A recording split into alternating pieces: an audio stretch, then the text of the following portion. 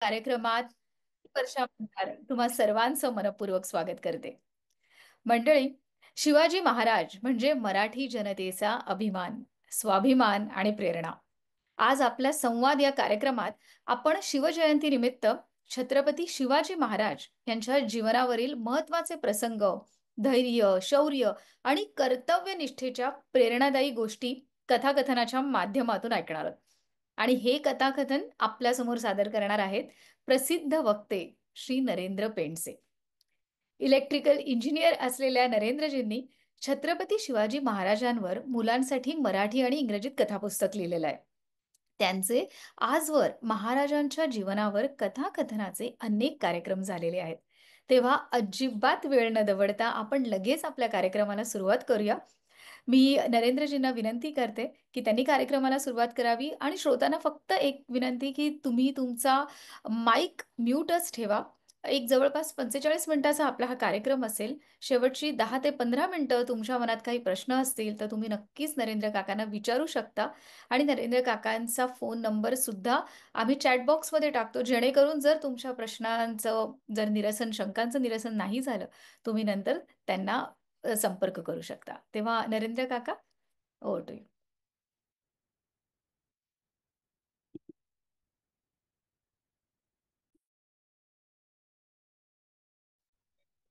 हा, माझा आवाज येतोय? हो, येतोय. येतोय येतोय. माझा आवाज येतोय ना? गुरुर्ब्रह्मा गुरुर्विष्णू गुरुर्देवो महेश्वरः गुरुः साक्षात् परब्रह्म तस्मै श्री गुरवे नमः.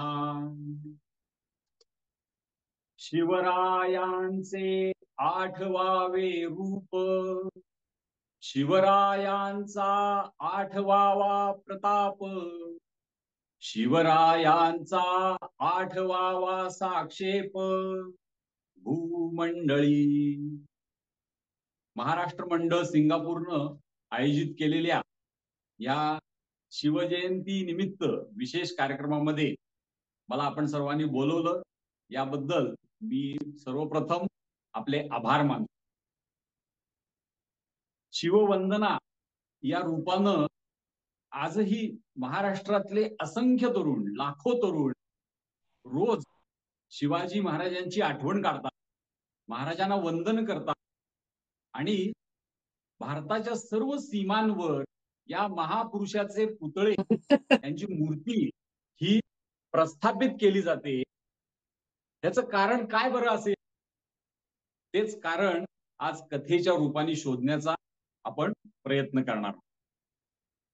आता मी जे एक श्लोक म्हटला, शिवरायांचे आठवावे रूप, यामध्ये त्यांची सर्व गुणविशेष हे वर्णन केलेले आहेत.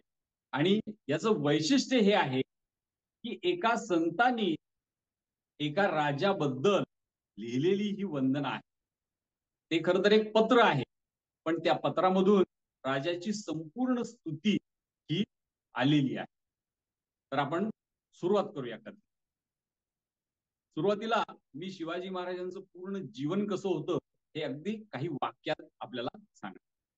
त्यांचा जन्म हा 19 फेब्रुवारी 1630 या दिवशी महाराष्ट्रातला अत्यंत पवित्र किल्ला शिवनेरी, जो की जुन्नर जवळ पुण्यातून साधारण 85 किलोमीटरवर आहे, तिथं त्यांचा जन्म झाला.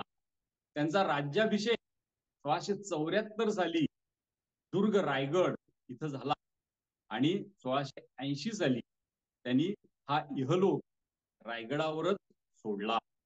म्हणजे उण्यापुऱ्या 50 वर्षांचं आयुष्य लाभलेले छत्रपती शिवाजी महाराज मागची सुमारे 400 वर्ष आपल्या सर्वांच्या, संपूर्ण भारताच्या आणि सर्व जगातल्या योद्ध्यांच्या मनावर राज्य करतात. या संपूर्ण कालावधीमध्ये पहिली 15 वर्ष ही त्यांची शिकण्यामध्ये गेली. आणि त्यांचं पहिलं शिक्षण कोणाकडून झालेलं आहे तर ते माता जिजाऊ. अगदी लहान असताना शिवनेरीच्या किल्ल्यावर ते फिरायचे. त्यांना सर्व मित्रमंडळी तिथे भेटायची आणि त्यांच्याबरोबर एखादा मातीचा ढीग हा किल्ला बनवून त्या किल्ल्याची लढाई ते करायचे. कधी ते किल्ल्याचं रक्षण करणाऱ्या टोळीमध्ये असायचे, तर कधी ते किल्ला काबीज करणाऱ्या गटामध्ये असायचे. आणि मग या खेळामध्ये त्यांना लागायचे ते घोडे, हत्ती, शस्त्र. ही शस्त्र त्यांना कुठून मिळायची? हे सगळी मित्रमंडळी माता जिजाऊंकडे जायची आणि त्यांना सांगायची की आम्हाला घोडे पाहिजे, आम्हाला हत्ती पाहिजे. मग माता जिजाऊ एखाद्या कुंभाराला बोलवायची आणि त्याला सांगायच्या, यांना मातीचे घोडे, मातीचे हत्ती बनवून दे. यांना शस्त्र लागायची, धनुष्यबाण हवा असायचं, भाला हवा असायचा, तलवार हवी असायची. मग त्या एखाद्या सुताराला बोलवायच्या आणि सुताराला सांगायच्या, यांना हवी असलेली सर्व शस्त्र बनवून दे. आणि असं करत करत महाराजांकडं म्हणजे या शिवबाराजेंकडं आणि त्यांच्या मित्रमंडळींकडं सर्व शस्त्र, घोडे, तोफा असं सर्व साहित्य जमा झालं. बरं ते लुटूपुटूचं का असे ना, पण हे सगळं युद्ध साहित्य होतं आणि त्यांचे लढाईचे खेळ सुरू झाले. त्यांच्या मातेने त्यांना कधीच असं म्हटलं नाही की तुम्ही लढाईचे खेळ खेळू नका, अहिंसा आपला धर्म आहे, तुम्ही बिलकुल लढाई करू नका. कारण जिजामातेला हे माहिती होतं की आपल्या मुलाला ह्या शिवबाराजेंना आयुष्यभर परकीय शत्रूंशी लढायचं आहे. आपल्या देशातून आपल्या तरुणांना गुलाम म्हणून परदेशात नेऊन विकणारे हे जे परकीय आहेत त्यांच्या विरुद्ध त्याला लढायचंय आणि ह्या महाराष्ट्राला मुक्त करायचं. या महाराष्ट्रातून ज्या महिला पळवल्या जातात, कधी कुठे अरबस्थानामध्ये जातील, जगाच्या अनेक भागांमध्ये जात असतील, त्यांचा छळ करून त्यांना आयुष्यभर एकतर तिकडे चितपत पडावं लागतं किंवा त्यांचा मृत्यू ओढवतो. हे सर्व आपल्याला बंद करायचंय आणि हे बंद करायचं असेल तर शिवबांना लढाई करावीच लागेल. त्यामुळे अगदी लहानपणापासूनच माता जिजाऊनी त्यांना लढाईचं प्रशिक्षण, त्यांनी दुसरं काय शिक्षण त्यांना दिलं की आपल्या भारतामध्ये कोणत्या गुणांना महत्व दिलेलं आहे. भगवान श्रीकृष्णांनी कशी कूटनीती सर्वांना शिकवलेली आहे. भगवान श्रीरामांनी त्यांच्या संपूर्ण जीवनामधून सत्यनिष्ठा ही कशी शिकवलेली आहे. या देशामध्ये एखाद्या स्त्रीचा अपमान झाला तर द्रौपदी सारख्या स्त्रीचा अपमान झाल्यावर कसा कौरव कुळाचा नाश होतो आणि सीतेसारख्या स्त्रीचा अपमान झाल्यानंतर कशी लंका नगरी नष्ट होऊन जाते, हे जिजाऊंनी त्यांना शिकवलं. आणि तिसरी गोष्ट त्यांनी त्यांना शिकवली की जी महाराजांच्या जीवनात अंगभूतच होती पण तिला त्यांनी मोठा वाव दिला, तो म्हणजे मित्र जमवणे. खर तर ते सरदारांचे पुत्र होते. त्यावेळेला सुद्धा पुण्याजवळचं सुपे आणि पुणे या दोन परगण्यांचं राज्य हे शहाजी राजांकडे म्हणजे पर्यायी शिवबाराजेंकडेच होतं. म्हणजे ते सरदारांचे पुत्र होते, ते श्रीमंत होते. पण जिजाऊंनी त्यांना हे शिकवलं की समाजातली सर्व मुलं ही आपली मित्र असली पाहिजे. त्यामुळे शिवनेरी किल्ल्यावर राहणाऱ्या एखाद्या शिपायाच्या मुलापासून सर्वात मोठ्या सरदाराच्या मुलापर्यंत सर्वजण त्यांचे मित्र होते. आणि हे सर्व शिकून जिजामाता त्यांना पुण्यामध्ये घेऊन आल्या. जेव्हा त्या पुण्यामध्ये घेऊन आल्या तेव्हा त्यांनी शिवबांना शिकवलेली अजून एक महत्वाची गोष्ट ती काय आहे, तर पुण्यामध्ये आल्यानंतर त्यांचा पुण्यामध्ये वाडा नव्हता, त्या इथल्या पाटलांच्या वाड्यामध्ये राहिल्या. आणि स्वतःचा राजवाडा बनवण्यापूर्वी त्यांनी काय केलं, तर कसबा गणपतीचं मंदिर की जे उद्ध्वस्त झालं होतं, फक्त गाभारा शिल्लक होता, बाजूला मोठमोठे दगड पडलेले होते, मूळचे मंदिर होतं. त्या मंदिराचे दगड आणि खांब हे इतस्ततः पसरलेले होते. जिजाऊंनी पुण्यात आल्यावर शिवबांना सोबत घेऊन त्या मंदिरामध्ये गेल्या. त्या मंदिराचा जीर्णोद्धार करण्याचा आदेश दिला आणि त्यासाठी सगळं लागणारं द्रव्य हे त्यांनी त्या मंडळींना दिलं. एक सुंदर मंदिर आहे तिथं उभं राहिलं आणि त्या मंदिरामध्ये जाऊन पुन्हा जिजाऊनी आणि शिवबांनी पूजा केली. या शिवबांच्या लहानपणीच्या काळात जिजाऊ त्यांना अनेक मंदिरांमध्ये घेऊन गेल्या.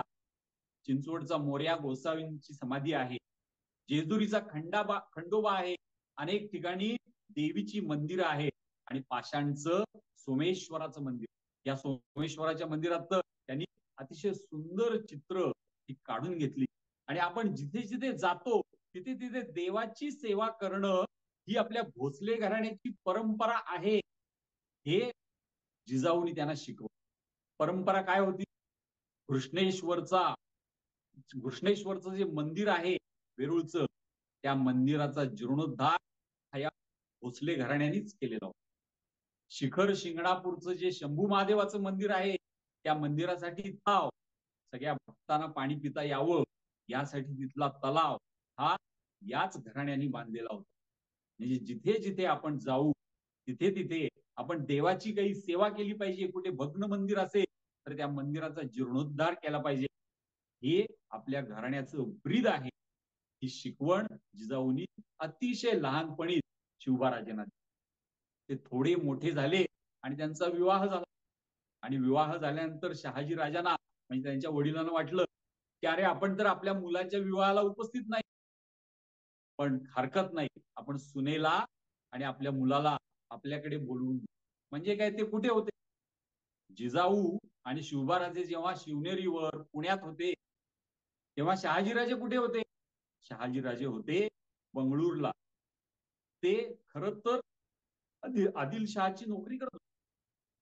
परंतु तशी नोकरी करत असताना सुद्धा त्याने बंगळूर ही आपली राजधानी एखाद्या भारतीय राजाप्रमाणे सजवलेली होती.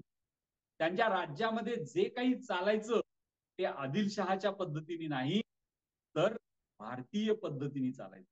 त्यांचा अतिशय सुंदर राजवाडा ललित महल नावाचा होता. या ललित महल मध्ये चौघडा वाजायचा. अनेक पवित्र वृक्षांची झाडं, वृक्ष हे तिथे होते आणि महाराज ह्या सर्व वृक्षांचं दर्शन नेहमी घेतात. एक हिंदू राजा कशा पद्धतीने राज्य करतो ह्याचा एक आदर्श त्यांनी विजापूरमध्ये प्रस्थापित केलेला होता. त्यामध्ये मग अनेक कवी, चारण, भाट यांना आश्रय असेल, कलाकारांना आश्रय असेल, वेद पाठशाळा असेल, अशा अनेक चांगल्या गोष्टी या त्यांनी तिथं केलेल्या होत्या. आणि त्यांनी केलेली दुसरी महत्वाची गोष्ट ही होती की ते दक्षिणेमध्ये आदिलशहासाठी जेव्हा जेव्हा कुठे कुठे स्वाऱ्या करीत असत तेव्हा त्यांनी कुठल्याही भारतीय राजाला नष्ट केलेलं नव्हतं. त्यांनी त्या सर्व राजांना टिकवलेलं होतं, त्यांना मांडलिक बनवलं होतं, पण कोणालाही नष्ट केलेलं नव्हतं. शहाजी राजांनी ठरवलं की आपण आपल्या पुत्राला आणि सुनेला इथे बोलवायचं आणि या सर्व गोष्टींचं शिक्षण हे त्यांना द्यायचं. मग शिवबाराजे बंगळूरला गेले. या सर्व गोष्टी शहाजी राजांनी त्यांना शिकवल्या. आणि मग आपला शत्रू कोण आहे, आपल्याला आपल्या जीवनामध्ये कोणाशी लढायचं आहे आणि कोणाविरुद्ध विजय मिळवायचा आहे हे देखील आपल्या पुत्राला दाखवलं पाहिजे. म्हणून मग शहाजीराजे शिवबाराजेंना घेऊन गेले विजापूर. विजापूरला जेव्हा जेव्हा कोणी जायचं तेव्हा काय व्हायचं? तिथली प्रचंड तटबंदी, मोठमोठे बुरुज, त्या बुरुजांवर ठेवलेल्या तोफा, असंख्य सैनिक, संरक्षणाची यंत्रणा, की जेव्हा कोणीही पाहायचा भारतीय माणूस तेव्हा त्याची छाती दडपून जायची की अरे इतक्या मोठ्या शत्रू विरुद्ध लढणं हे आपल्याला शक्य नाही. आपल्याला याची चाकरीच करावी लागेल. आणि चाकरी केली तर काय मिळेल याचं दर्शन देखील विजापूरमध्ये जागोजागी घडायचं.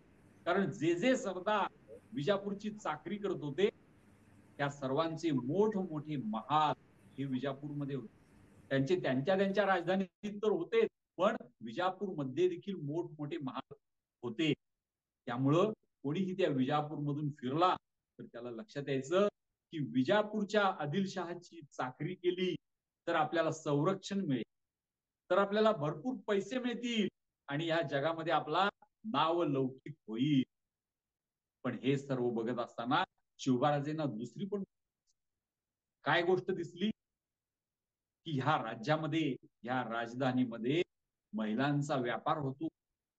वेगवेगळ्या राज्यांमधून पळवून आणलेल्या स्त्रिया त्या इथे विकल्या जातात. पैसे देऊन लोक इथे त्या विकत घेतात. इथे गोमातेची हत्या होते आणि गोमातेचं मांस इथल्या बाजारामध्ये विकलं जात. मग जिजाऊंच्या संस्कारातून तयार झालेले शिवबाराजे या संपत्तीला भुलतील की या स्त्रियांच्या व्यापाराला पाहून आणि ही गोमातेची हत्या बघून त्यांच्या मनामध्ये क्रोध निर्माण होतो. तुम्हाला जे मनात वाटतंय ना तेच घडलं. संपत्ती त्यांनी पाहिली, विजापूरचं सामर्थ्य पाहिलं, पण त्यांच्या मनामध्ये भीती उत्पन्न झाली. तिथे घडणाऱ्या सर्व वाईट गोष्टी त्यांनी पाहिल्या आणि त्यांचा हा निर्धार ठाम झाला की आपल्याला या सर्व गोष्टीतून आपल्या भारतीय समाजाला मुक्त करायचं आहे. या परकीयांना या भारतामधून घालवून द्यायचा आहे. हा त्यांचा निर्धार तिथे पक्का झाला. शहाजीराजे त्यांच्या मनात काय विचार चाललेले आहेत याचं निरीक्षण करतच होते आणि त्यांच्या लक्षात आलं की आपला हा मुलगा जसा आपल्याला हवा आहे तसाच घडलेला आहे. हा आदिलशाहीची चाकरी करणार नाही आहे. हा इमादशाही, बरीदशाही, मुघल अशा कुणाच्याही चाकरीत जाणार नाहीये. तर आपल्याला आणि जिजाऊंना जे वाटतं त्याप्रमाणेच यावर संस्कार झालेत. त्यामुळे आता याला आपल्याकडे ठेवून उपयोग नाही. पुन्हा आपण पुण्याची आपली जी जहागिरी आहे ती सोपवून तिकडे पाठवून. फक्त पाठवताना त्यांना एकट्यानाच पाठवलं नाही.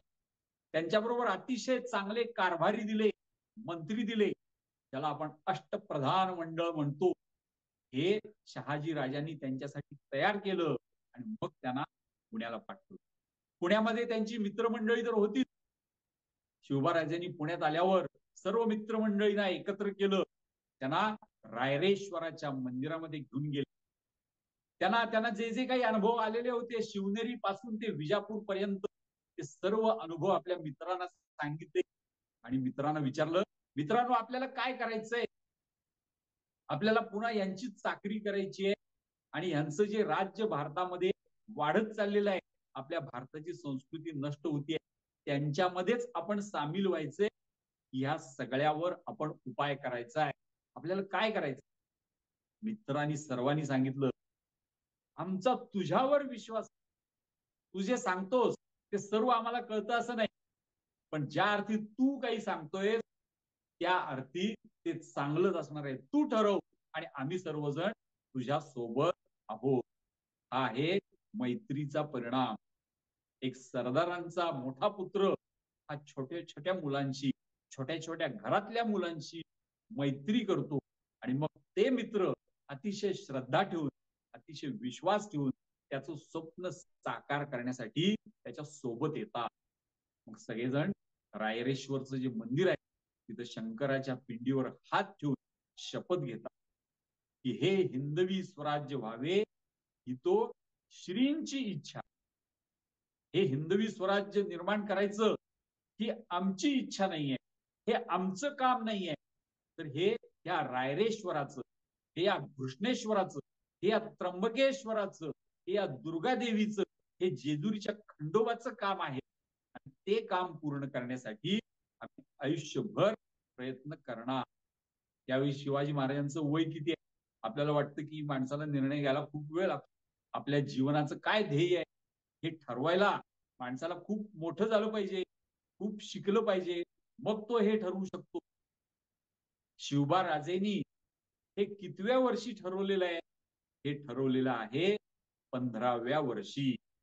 आणि 15व्या वर्षापासून ते 50व्या वर्षापर्यंत जे काही ध्येय समोर ठेवलं त्या ध्येयासाठी ते अखंड प्रयत्न करत राहिलेले. तिथून त्यांच्या प्रयत्नाला सुरुवात झाली.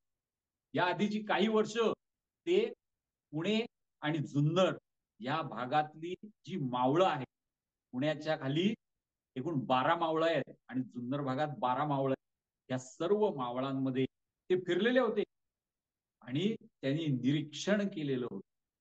आपण फिरताना कुठेही अतिशय सूक्ष्मपणे निरीक्षण करावं लागतं की आपण जिथे जातोय त्या गोष्टींचा आपल्याला भविष्यात काय उपयोग होणार आहे याचा आपल्याला अभ्यास करावा लागतो.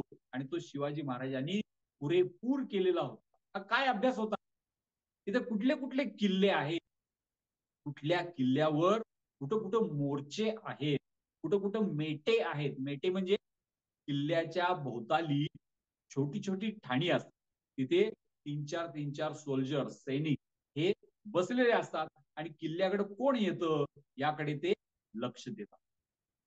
कोणत्या किल्ल्याची कशी तटबंदी आहे. तटबंदी म्हणजे काय असतं, तर कुठल्याही किल्ल्याला काही नैसर्गिक सुरक्षितता असते. म्हणजे ते डोंगरावर असतात.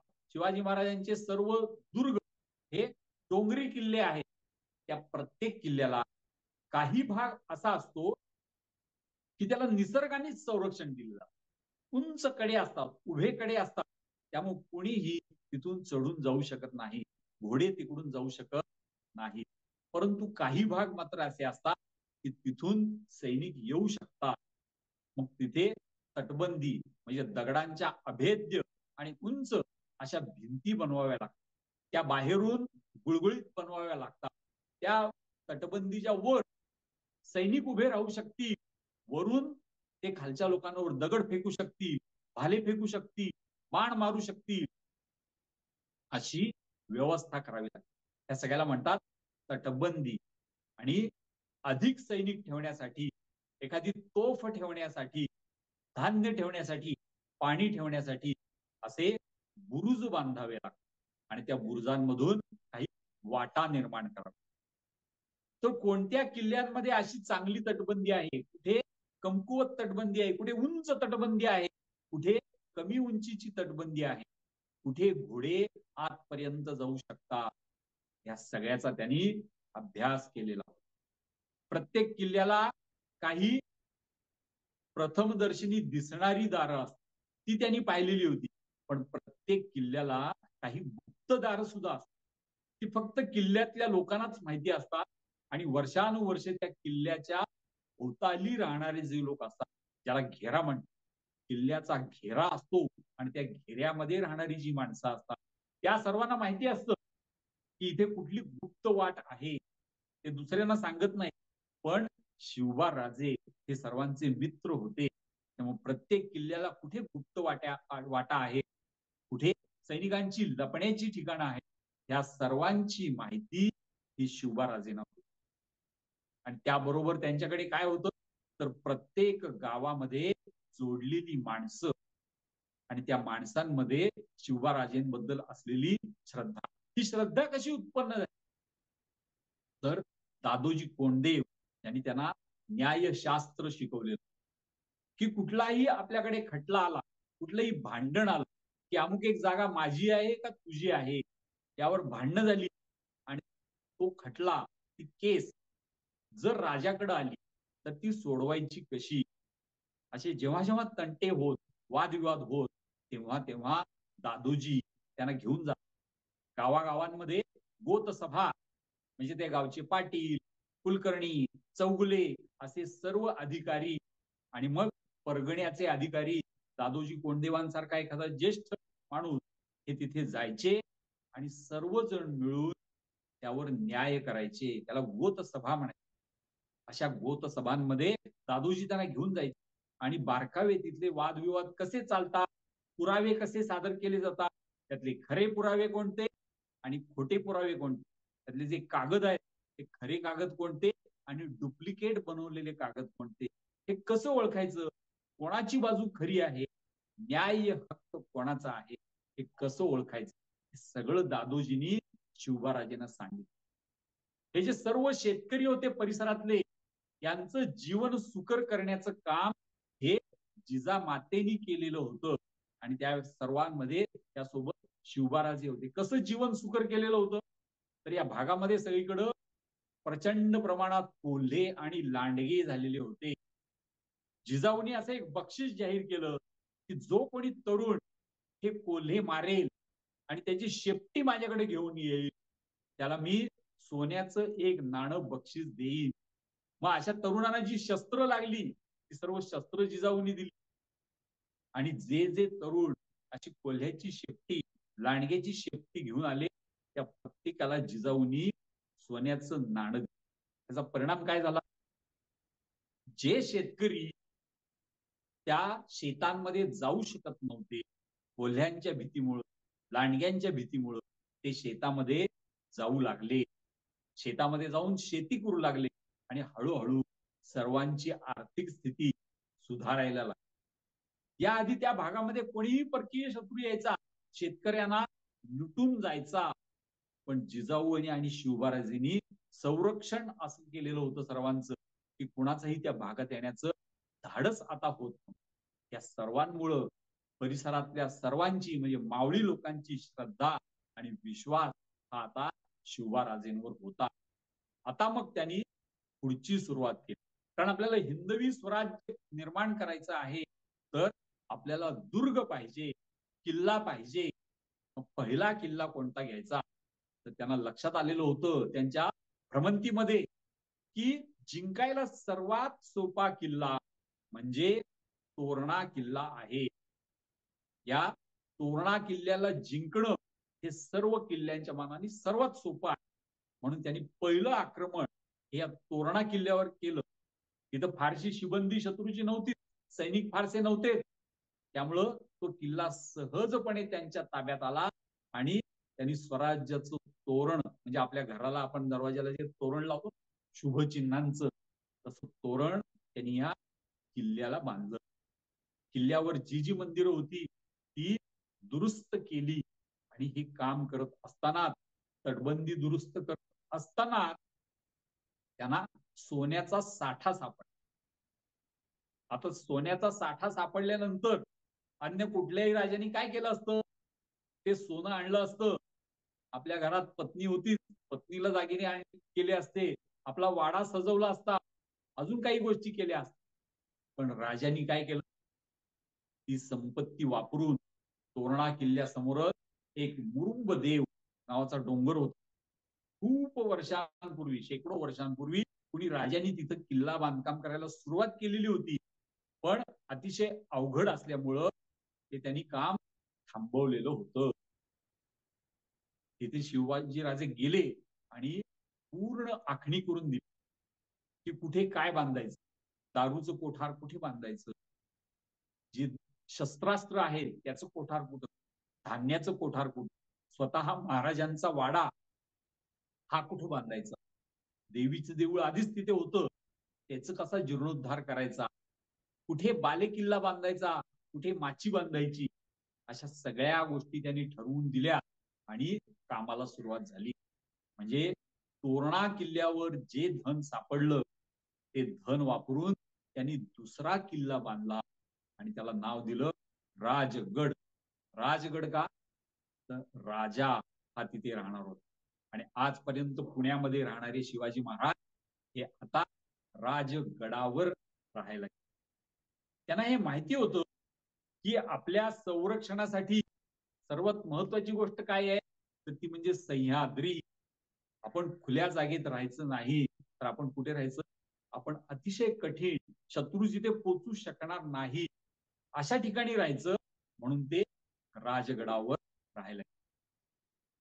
त्यांच्या जीवनामध्ये अनेक असे प्रसंग आले की ज्यांनी त्यांच्या धैर्याची परीक्षा घेतली.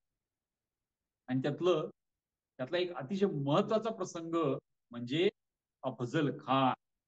अफजल खान हा विजापूर मधला सर्वात क्रूर सरदार होता. म्हणजे इतका क्रूर होता की त्याच्याबद्दल अशी कथा आहे की जेव्हा त्याला शिवाजी महाराजांवर चाल करून देण्याची आज्ञा झाली तेव्हा त्यांनी त्याच्या ज्या सर्व पत्नी होत्या त्यांना सर्वांना मारून टाकलं आणि मग तो स्वारीला. म्हणजे हे त्याच्या क्रूरपणाचं वर्णन आहे. तो अतिशय धिप्पाड होता. शिवाजी महाराज उंचीला कमी होते पण असा अफजल खान जेव्हा चालून आला तेव्हा शिवाजी महाराजांनी काय केलं ते घाबरून पुढे गेले नाही तर फक्त ते राजगडावरून सह्याद्रीच्या कुशीत आतमध्ये गेले म्हणजे प्रतापगडावर गेले आणि त्यांनी असं दाखवलं की आपण घाबरले आहोत, शरण यायला तयार आहोत. बघा खरं आणि खोटं हे त्याच्या परिणामावर ठरतं. जर ते खरं बोलत राहिले असते आणि त्यांनी जर म्हटलं असतं की मला अफजल खानाला मारायचं आहे तर ते मारू शकले नसते. त्यामुळे कधी खरं बोलायचं कधी खोटं बोलायचं हे शिवाजी महाराजांना अगदी पक्क माहिती होतं. त्यामुळे ते अफजल खानाच्या वकिलाशी खोटं बोलले आणि अफजल खानाला फसवून फसवून फसवून त्याला प्रतापगडाच्या पायथ्याशी येऊन तिथं त्यांचं धैर्य आणि सावधपणा ह्या दोन्हीचं दर्शन घडलं. कारण ते जेव्हा अफजल खानाला भेटायला गेले तेव्हा त्या शामियान्यामध्ये छोटा तो तंबू होता, त्या तंबूमध्ये अफजल खान त्यांची वाट पाहत बसलेला. सकाळी भेटायचं होतं तर दुपारपर्यंत शिवाजी महाराजांनी त्याला वाट पाहायला लावली आणि दुपारी ते तिथं जे ठरलेल्या करारापेक्षा जास्त सैनिक त्या तंबूमध्ये होते त्या सर्वांना बाहेर काढायला लावलं आणि फक्त वकील आणि हे दोघं असेच त्या तंबूमध्ये. त्यांना माहिती होतं की हा दगाबाज माणूस आहे, अफजल खान हा दगाबाज माणूस आहे आणि त्या अफजल खानाने खरोखरच दगा दिला. त्यांनी काय केलं, शिवाजी महाराजांचं मस्तक हे आपल्या डाव्या काखेमध्ये दाबून धरलं आणि उजव्या हाताने कट्यारीचा वार शिवाजी महाराजांच्या पाठीत खुपसला. शिवाजी महाराज धैर्याने त्याला भेटायला गेलेले होते, पण सावधपणाने त्यांनी आपल्या अंगामध्ये लोखंडी चिलखत घातलेलं होतं. ते जर त्यांनी घातलं नसतं, सावधपणा दाखवला नसता तर काय झालं असतं की कट्यार महाराजांच्या पाठीमध्ये घुसली असती आणि कदाचित आपल्या इतिहासामध्ये आपल्याला शिवाजी महाराज हे नावच कधी ऐकायला मिळालं. पण आपला राजा सावध होता, त्यामुळे त्यांनी लोखंडी चिलखत घातलेलं होतं आणि मग त्यांनी हातामध्ये जी वाघ नकल लपवलेली होती, पिचवा म्हणजे एक सुरा लपवलेला होता, त्यांनी त्या अफजल खानाचा वध केला. अफजल खान तर मारला गेला. आपल्या वडिलांना ज्यांनी कैद केलेलं होतं, आपल्या मोठ्या भावाच्या मृत्यूला जो कारणीभूत झाला त्याचा आपण वध केला म्हणून ते लगेच आईला भेटायला गेले नाही. त्यांची आई त्यावेळेला कुठे होते, ती होती राजगडावर, हे होते प्रतापगडाच्या पायथ्याशी. पण शिवाजी महाराज तिथून राजगडावर आईला भेटायला गेले नाही. ते गेले कुठे, तर अफजल खानानी संपूर्ण महाराष्ट्रातली सेना ही एकत्र केलेली होती. त्यामुळं वेगवेगळ्या किल्ल्यांवर आता सैन्य नव्हतं, त्यामुळे ते सर्व किल्ले आता जिंकायला सोपे आहे हे महाराजांनी लक्षात घेतलं. त्याला चाणाक्ष बुद्धी असं म्हणतात. शिवाजी महाराजांची बुद्धी चाणाक्ष होती. त्यामुळं शिवाजी महाराज हे आपलं सैन्य घेऊन आधी तर अफजल खानाच्या सेनेवर तुटून पडले, ती सेना पूर्ण नष्ट केली. त्यांनी विजापूरहून आणलेलं सर्व सैन्य नष्ट करून त्यांनी आणलेलं सर्व साहित्य ताब्यात घेतलं आणि ते आपल्या राज्य विस्ताराच्या घोड दौडीला लागले. थेट पन्हाळ्यापर्यंत ते पोचले. पन्हाळा म्हणजे आजचं जे कोल्हापूर आहे त्या कोल्हापूरजवळ पन्हाळा किल्ला. शिवाजी महाराज पन्हाळ्यापर्यंत गेले आणि तो पन्हाळा किल्ल्यापर्यंत त्यांनी आपलं राज्य हे वाढवलं. म्हणजे कुठलंही कृत्य केल्यानंतर विश्रांती घ्यायची नाही, तर जी काही परिस्थिती निर्माण झाली आहे त्या परिस्थितीचा फायदा घेऊन आपलं राज्य हे पुढं वाढवायचं, हे त्यांनी या कृतीतून दाखवलं. शिवाजी महाराजांचं अजून एक अतिशय महत्वाचं वैशिष्ट्य हे होतं की संकटामध्ये ते खूप विचार करून, खूप तयारी करून उडी घालायचे. शाहिस्ते खान हा जेव्हा पुण्यामध्ये येऊन बसला, प्रचंड सैन्य घेऊन बसले आणि त्याच्यावर हल्ला करून त्याचा पराभव करणं हे शिवाजी महाराजांना शक्य नव्हतं. मग आता काय करायचं, त्यांना काही मारेकरी पाठवायचे का शाहिस्ते खानावर, त्याच्या करवी त्याला मारायचं का, त्यांनी काही साध्य होणार नव्हतं. मग काय करायचं, शाहिस्ते खानाला भीती वाटेल आणि तो इथून पळून जाईल असं काहीतरी करायचं. आज आपण त्याला सर्जिकल स्ट्राईक म्हणतो, की काही निवडकच सैनिक हे पाकिस्तानात जाऊन सर्जिकल स्ट्राईक करून आले, असं आपण उदाहरण पाहिजे. असाच सर्जिकल स्ट्राईक शिवाजी महाराजांनी शाहिस्ते खानावर केला. अतिशय मोजके सैनिक घेऊन ते लाल किल्ल्यामध्ये घुसले आणि त्यांचं प्लॅनिंग इतकं चांगलं होतं, थेट शाहिस्ते खान जिथे झोपलेला होता तिथपर्यंत ते पोचले आणि त्यांनी शाहिस्ते खानावर वार केला. शाहिस्ते खानाचं नशीब चांगलं होतं, ज्यामुळे त्याचं बोटावर निभावलं, त्याची बोटं कापली गेली आणि त्याचा जीव वाचला. पण त्याचा परिणाम काय झाला, शाहिस्ते खान लगेचच पुणे सोडून औरंगाबादला निघून गेला. म्हणजे अतिशय छोटा फोर्स वापरू, कमीत कमी ताकद वापरू आणि स्वतः पुढाकार घेऊन शिवाजी महाराजांनी हे आक्रमण केलं आणि शत्रूला पळवून लावलं. शिवाजी महाराजांच्या जीवनातली सगळ्यात महत्वाची घटना म्हणजे त्यांचा राज्याभिषेक. ते यापूर्वी आग्र्याला पण जाऊन आलेले होते. आग्र्याहून त्यांनी जी स्वतःची सुटका करून घेतली ती पूर्ण भारतात सांगितली जाणारी एक कहाणी झालेली होती. काय कारण होतं की आजपर्यंत औरंगजेबाच्या तावडीत जो जो कोणी सापडला त्याला एकतर आपले प्राण गमवावे लागले होते किंवा औरंगजेबाची नोकरी करत करत आपला धर्म सोडावा लागला. पण शिवाजी महाराज हे या भारतामधली पहिली व्यक्ती होते की ज्याला औरंगजेबाने कैद केलं परंतु ते त्याच्या कैदेतून जिवंत निसटून आले. त्यामुळे संपूर्ण राजपुताना, संपूर्ण माळवा, अगदी असम पर्यंत सर्वांना ही माहिती पोचलेली होती की महाराष्ट्रामध्ये असा कोणीतरी राजा आहे की जो स्वतंत्र आहे आणि तो औरंगजेबापेक्षाही हुशार आहे. मग अशा वेळी आता काय केलं पाहिजे? कारण त्यावेळेला सर्व राजे हे तख्त पोशी करून घ्यायचे स्वतः. हा इराणचा शब्द आहे. म्हणजे काय तख्त आहे, सुलतानाचं तख्त, बादशहाचं तख्त, त्यावर बसायचं आणि तख्त पोशी म्हणजे एक प्रकारे राज्याभिषेक करून घ्यायचा. पण त्यामध्ये खरी शंका, खरी गोम काय होती? तर ह्या सर्वाला मुघल बादशहाची परवानगी लागायची. म्हणजे एखादा राजा वारला तर त्याच्या मुलाला सुद्धा राज्यावर बसताना मुघलांची परवानगी घ्यायला लागायची. शिवाजी महाराजांनी हे बदललं. मुघलांची परवानगी न घेता ते महाराष्ट्राचे राजे झाले. रायगडावर त्यांनी स्वतःचा राज्याभिषेक करून घेतला. त्या राज्याभिषेकाच्या वेळेला त्यांच्या आजूबाजूला जे सर्व मंत्री, राष्ट्रप्रधान उभे होते त्यांची सर्व नावं ही भारतीय संस्कृत भाषेत केली. तिथे सचिव होते, तिथे प्रधान होते, तिथे सेनापती होते, तिथे न्यायाधीश होते, तिथे काझी नव्हते, तिथे न्यायाधीश होते. अन्य राजांकडे जे जे असे पदाधिकारी मंत्री असायचे त्यांची सर्व नावं ही फारसी भाषेमध्ये असतात आणि महाराजांनी ही सर्व नावं संस्कृत भाषेमध्ये. त्यांच्या राज्यामध्ये जी जी पत्र लिहिली जायची त्यामध्ये अनेक फारसी शब्द असायचे. त्यांनी त्यासाठी माणसं नेमली आणि त्यांना सांगितलं की यासाठी पर्यायी संस्कृत शब्द काय आहे ते शोधून काढा आणि फारसी शब्दांच्या ऐवजी संस्कृत नावं त्यांनी सुरू केली.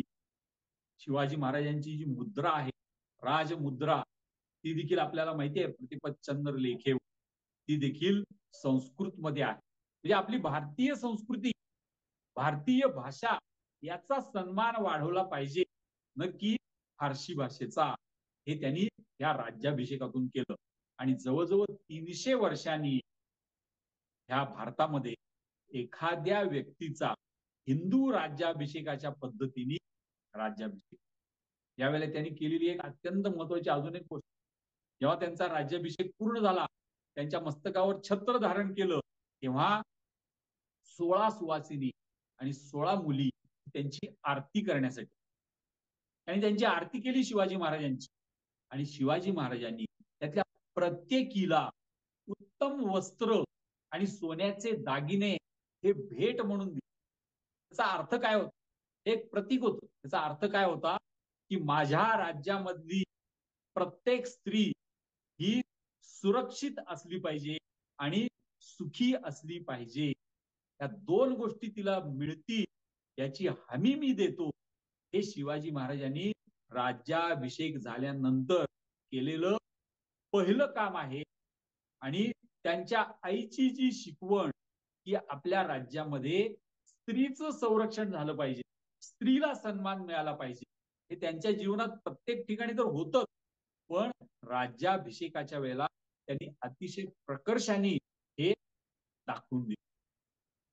शिवाजी महाराजांच्या जीवनातल्या एकाच आता गुणाबद्दल मी आता सांगणार आहे शेवटी आणि मग आपण प्रश्नोत्तराकडे वळणार. तो गुण आहे तो म्हणजे संपूर्ण देश आणि धर्म याबद्दल त्यांच्या मनामध्ये असलेली भक्ती. शिवाजी महाराज विचार कुठला करायचे? त्यांची सुरुवात पुणे आणि सुपे परगण्यापासून झालेली होती आणि त्यांनी दक्षिण दिग्विजय केल्यानंतर त्यांचं राज्य हे जिंजी आणि वेल्लोर पर्यंत पसरलेलं होतं. पण शिवाजी महाराज एवढ्याचाच विचार करायचे का? तर अलिबाग जवळ एकदा काही परकीय अधिकारी हे जकात भरण्यासाठी म्हणजे टॅक्स भरण्यासाठी आलेले होते. शिवाजी महाराजांचे 2 अधिकारी तिथे होते. त्यांना त्या परकीय अधिकाऱ्यांनी विचारलं, टॅक्स देण्याचं काम सुरू होतं, मोजमाप वगैरे सुरू होतं. त्यावेळेला मध्येच त्यांनी तो प्रश्न विचारला, की तुमच्या राजाच्या मनात काय आहे? त्यावेळेला त्या अधिकाऱ्यांनी त्या परकीय अधिकाऱ्यांना दिलेलं उत्तर आहे, की आमच्या राजाच्या मनात आहे की हा संपूर्ण देश परकीयांच्या तावडीतून मुक्त करायचा. परकीय म्हणजे कोण होते त्यावेळेला? मुघल हे मंगोल आणि तुर्की वंशाचे, कोणी इराणी होते, कोणी अरबी होते, कोणी अगदी उझबेकिस्तानहून आलेले होते. असे सर्वजण भारताच्या विविध भागांमध्ये राज्य करत. महाराजांचं स्वतःचं राज्य जरी छोटं असलं तरी त्यांच्या मनातला विचार हा संपूर्ण भारत देशाला परकीयांपासून मुक्त करण्यात. आणि यातला दुसरा भाग होता तो म्हणजे भक्तीचा. कारण त्यांचं घराणं हेच शिवभक्त घराणं होतं. वेरूळचं भोसले घराणं हे तिथले पाटील होते आणि घृष्णेश्वराची सर्व व्यवस्था ही ते राखत होते.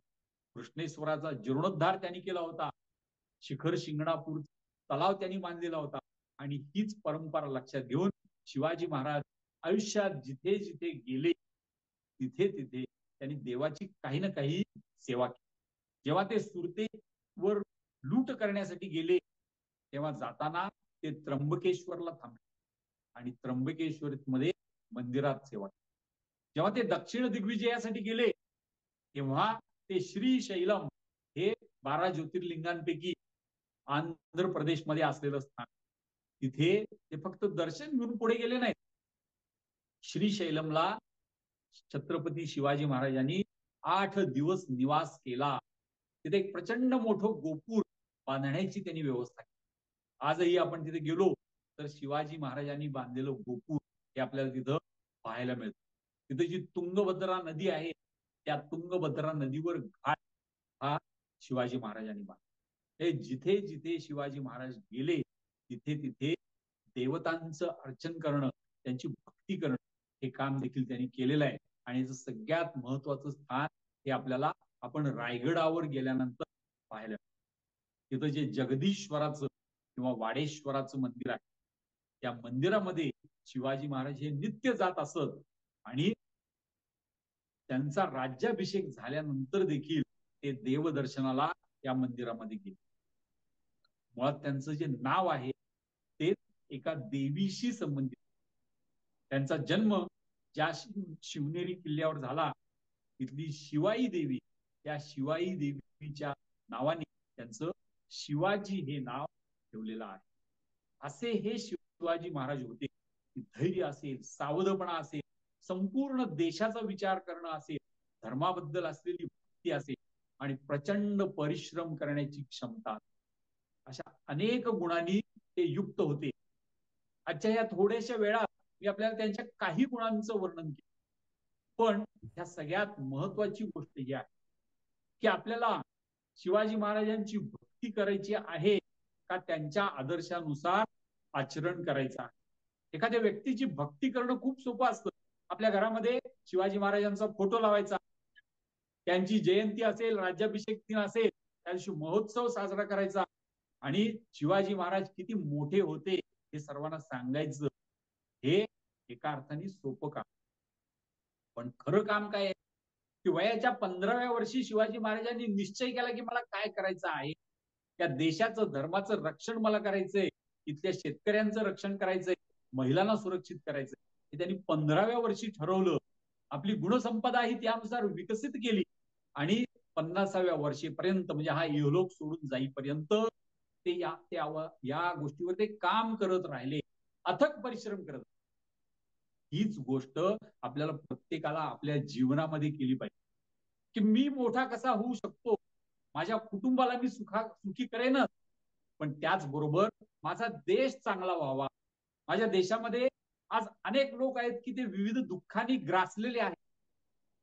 त्या सर्वांना कसं सुखी करायचं, त्यांना कसं सुरक्षित करायचं आणि ह्या जगामध्ये माझा भारत देश हा सन्मानाने उभा राहायला पाहिजे. भारतीय हे नाव घेऊन जगात कुठेही कोणी माणूस गेला तर त्याच्याकडे लोकांनी सन्मानाने पाहिलं पाहिजे. त्याला कोणी त्रास देता कामा नये, त्याच्या सर्व सोयी लोकांनी पाहिल्या पाहिजे. अशी परिस्थिती भारतामध्ये आणि संपूर्ण जगामध्ये निर्माण करायची. त्यासाठी जी जी गुणसंपदा माझ्यामध्ये आवश्यक आहे ती गुणसंपदा मी प्राप्त करायची आणि त्यानुसार जीवनामध्ये वागायचं.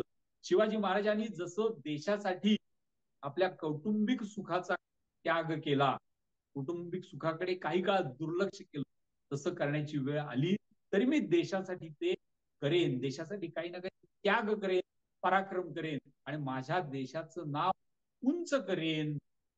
ही प्रेरणा आणि ह्यानुसार आपलं आयुष्य जगणं हेच खरं तर आपण शिवरायांना आदर देण्याचं काम आहे. तर शेवटी आपण शिववंदना मी म्हणतो, मग आपण प्रश्नोत्तर घेऊ. शिवरायांचे आठवावे रूप, शिवरायांचा आठवावा प्रताप, शिवरायांचा आठवावा साक्षेप, भूमंडळी शिवरायांचे कैसे बोलणे, शिवरायांचे कैसे चालणे, शिवरायांची सलगी देणे कैसी असे, सकल सुखांचा केला त्याग, म्हणून साधिजे तो योग, राज्य साधनाची लगबग कैसी केली, याहुनी करावे विशेष, तरीच म्हणवावे पुरुष, या उपरी आता विशेष काय लिहावे, शिवरायांसी आठवावे, जीवित तृणवत मानावे, इहलोकी परलोकी उरावे कीर्ती रूपे,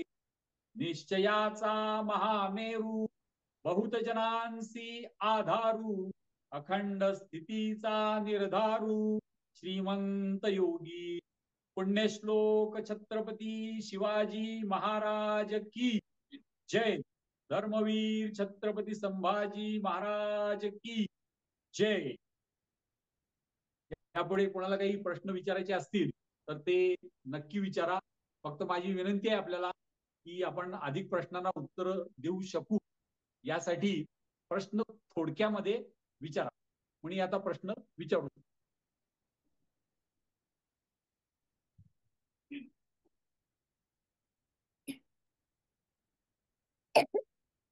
इथे उपस्थित असलेल्या श्रोतांपैकी कोणाला काही प्रश्न असतील तर त्यांनी नक्कीच नरेंद्रजींना विचारावेत. आणि जर आता काही विचारता आले नाही तर मी त्यांचा नंबर सुद्धा चॅटबॉक्समध्ये लिहिलेला आहे. तुम्हाला नंतरही पुन्हा त्यांच्याशी संपर्क करायचा असेल तर तुम्ही नक्कीच करू शकता.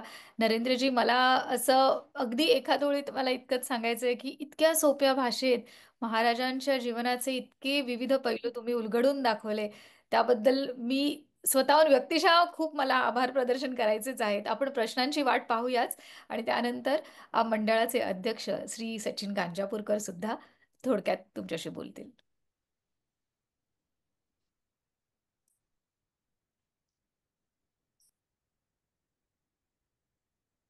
मला एक प्रश्न विचारायचा आहे. बरं, विचार बाळा.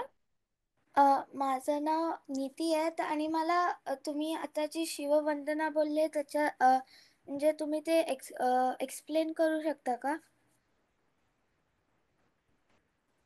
शिववंदना ही संत रामदास यांनी लिहिलेलं एक पत्र आहे की ज्यामध्ये संभाजी महाराजांना त्यांनी उपदेश केला. त्यामध्ये त्यांनी शिवाजी महाराजांच्या गुणांचं वर्णन केलेलं आहे आणि तो उपदेश त्यांनी जरी संभाजी महाराजांना केलेला असला तरी तो आपल्याला सर्वांना अनुसरण करता येईल असा आहे. ज्यामध्ये शिवाजी महाराजांच्या प्रत्येक गुणाचं वर्णन आहे. जसं सकल सुखांचा केला त्याग, म्हणजे शिवाजी महाराजांनी स्वतःच्या सुखांचा त्याग केला आणि ते प्रजेसाठी आणि देशासाठी जगले, असं प्रत्येक शब्दाचा अर्थ आहे. आता तो पूर्ण वर्णन करून आपल्याला आता सांगता येणार नाही, पण आज मी ज्या गोष्टी सांगितल्या त्यामधले सर्व गुण हे या शिववंदनेमध्ये देखील आलेले आहेत. म्हणून संत रामदास हे अशी आपल्याला शिकवण देतात, या हुनी करावे विशेष, म्हणजे शिवाजी महाराजांनी देशासाठी जे काही केलं त्यापेक्षा विशेष काहीतरी आपण सर्वांनी करावं आपल्या देशासाठी, अशी शिकवण त्यांनी 400 वर्षापूर्वी दिलेली आहे, की जी आज देखील आपल्याला उपयोगी पडते. मी असा एक प्रयत्न करेन, तुझा हा प्रश्न आहे त्या प्रश्नाचा मला मान राखावासा वाटतो, की ही शिववंदना म्हणजे काय आहे, त्याचं एक पूर्ण वर्णन, त्यातल्या प्रत्येक शब्दाचा अर्थ असं सांगण्याचा एखादा मी ऑडिओ रेकॉर्ड करेन नंतर, आणि त्याची लिंक मी नंतर आपल्याला पाठवेन, की जी तुम्ही सविस्तरपणे नंतर ऐकू शकता. आणि मला प्रश्न आहे, मी शार्दुले, शिवाजी महाराजांना सोनं कसं सापडलं? तोरणा किल्ला हा शिवाजी महाराजांनी जेव्हा जिंकला तेव्हा त्यांच्या लक्षात आलं की इथली तटबंदी, या तटबंदीवर आपण चढून येऊ शकलो, याचा अर्थ इथली तटबंदी नीट नाहीये, इथे फार काही लोक राहत नाहीये, त्यामुळे इथली पडझड झालेली आहे. म्हणजे हा किल्ला आता आपण दुरुस्त केला पाहिजे. जुनं घर जसं आपण दुरुस्त करतो तसं हे घर आपण दुरुस्त केलं पाहिजे. म्हणून त्यांनी माणसं लावली आणि दुरुस्तीला सुरुवात केली. पण दुरुस्ती करताना काय करावं, खणावं लागतं ना. एखाद्या जागेचा पाया बांधायचा असला तर जमीन खणावी लागते, एक्सकॅव्हेशन करावं लागतं. ते त्यांनी सुरू केलं.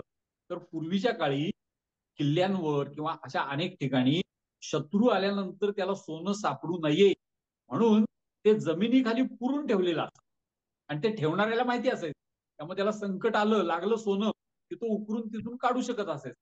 असं ते लपवून ठेवलेलं सोनं हे किल्ल्यांमध्ये, वाड्यांमध्ये त्यावेळेला असायचं. तर शिवाजी महाराजांनी जेव्हा एक्सकॅव्हेशन म्हणजे खुदाई सुरू केली तेव्हा ते लपवून ठेवलेलं सोनं बाहेर आलं. आणि शिवाजी महाराजांचे सगळे मावळे असे प्रामाणिक होते की त्यातलं एकही नाणं कोणी आपल्या घरी नेलं नाही. त्यांनी ते सर्व सोनं शिवाजी महाराजांच्याकडे दिलं आणि मग त्यांना ते वापरतात. अशा पद्धतीने त्यांना ते सापडलं.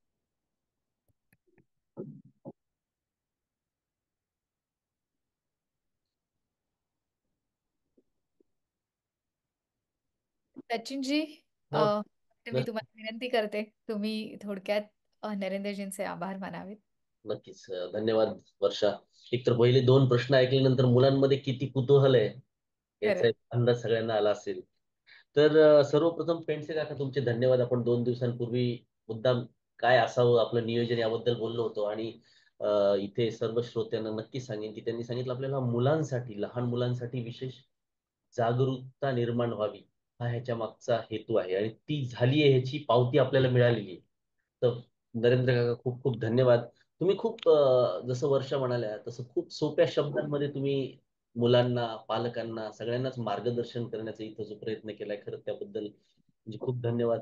घेरा, मेटे, तटबंदी, गोतसभा, दुर्ग, शिबंदी, तख्तपोशी, दिग्विजय, गुणसंपदा, सलगी, मी अगदी लिहित होतो, तुम्ही बोलत होते त्यावेळेला, की किती शब्द आहेत, किती सहजतेनं ते तुम्ही आमच्या म्हणजे मनामध्ये आता ह्या शब्दांचं एक बघण्याचा दृष्टिकोन जो आहे, शिवाजी महाराजांना अनुसरून तो कसा होऊ शकतो, हे खूप सुंदर, म्हणजे मीच भारावून गेलो. हे मी फक्त काहीच शब्द लिहू शकलो म्हणजे एवढ्या सगळ्या वेळेमध्ये.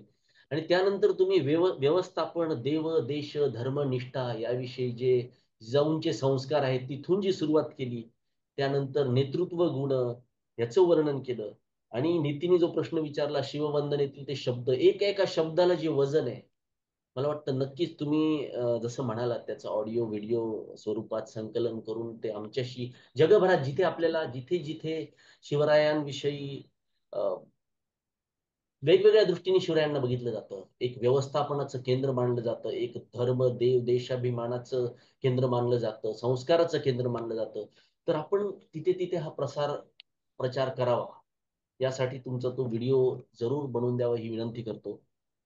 त्यांचं नितांत जाज्वल्य देशप्रेम आणि देशाभिमान, दुर्दम्य इच्छाशक्ती ह्याच्याविषयी जी तुम्ही थोडक्यात माहिती दिली, कारण 1 तासात तर काही हे शक्य नव्हतं, पण तुम्ही त्यातल्या त्यात संकलन करून 45-50 मिनिटांमध्ये जे उभारण्याचा प्रयत्न केला, त्याच्यामुळे आम्हाला सर्वांना नक्कीच प्रेरणा मिळेल. मी तुम्हाला बोललो होतो की महाराष्ट्र मंडळ आपण आप्पा परबांच्या कन्या त्यांचं इथे व्याख्यान ठेवलं होतं, संवाद घेतला होता शिल्पाताई परब यांचा. मंत्रीजींचा घेतला होता. आमच्या मराठी शाळेतील मुलं हसत खेळत मराठी शाळेतील मुलं दरवर्षी शिवजयंतीला काहीतरी साजरे करतात. या वर्षीची शिवजयंती आपण तुमच्या विचारांनी साजरी केली आहे. त्याचा आनंद आहे. तुम्ही इथे आलात त्याबद्दल खूप खूप धन्यवाद. वर्षा तुम्ही छान समन्वय साधला. समितीचे सदस्य जरी असलं तरी धन्यवाद. आणि या सकाळी आपल्या मराठी शाळेतील सर्व मुलं इथे आलेली आहेत. त्या सर्व मुलांचे सुद्धा खूप खूप धन्यवाद. पालकांचे सुद्धा धन्यवाद. मला एक प्रश्न आहे. समन्वीला प्रश्न आहे. नक्कीच समन्वीने विचारावा प्लीज. शिवाजी महाराजांचे कोणते पुस्तक आहे की छोट्या मुलांना वाचता येईल? अगदी खूप छान प्रश्न विचारलात. बाबासाहेब पुरंदरे यांनी लिहिलेलं आणि तयार केलेलं एक महाराज नावाचं चित्रांचं पुस्तक आहे. म्हणजे ज्या पुस्तकामध्ये अर्ध्या भागात चित्र आणि अर्ध्या भागात त्याची माहिती असं आहे. पुरंदरे प्रकाशनचं हे पुस्तक आहे. हे तर सगळ्यात छोट्या मुलांसाठी हे पुस्तक छान आहे. त्यानंतर बाबासाहेब पुरंदरेंचं राजा शिवछत्रपती हे मोठं पुस्तक आहे. त्यानंतर अजून मोठे झालं की विदर्भातले एक देशमुख काका आहे.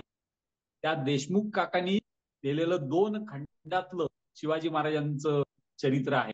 आणि सर्वात जे मोठे आहेत ज्यांचं शिक्षण पूर्ण झालंय अशा व्यक्तींसाठी डॉक्टर गजानन मेंदळे यांनी मराठी आणि इंग्रजी अशा दोन्ही भाषांमध्ये पुस्तकं लिहिलेली आहेत.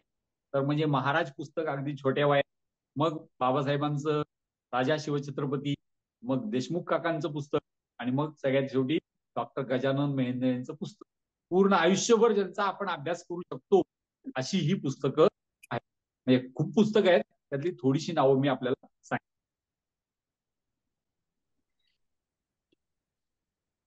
धन्यवाद नरेंद्रजी. खूप खूप धन्यवाद. आज तुम्ही वेळात वेळ काढून आमच्याशी इतका छान संवाद साधला आणि या कथाकथनाच्या माध्यमातून आम्हा सगळ्यात छोट्या बच्चे कंपनीला इतकं छान मार्गदर्शन देण्याचा प्रयत्न केलात. त्याबद्दल पुन्हा एकदा महाराष्ट्र मंडळातर्फे खूप खूप आभार. धन्यवाद. जय शिवराय. जय शिवराय. शिवराय, जय शिवराय. आपण हा कार्यक्रम संपला असं जाहीर. जे जाहीर. धन्यवाद.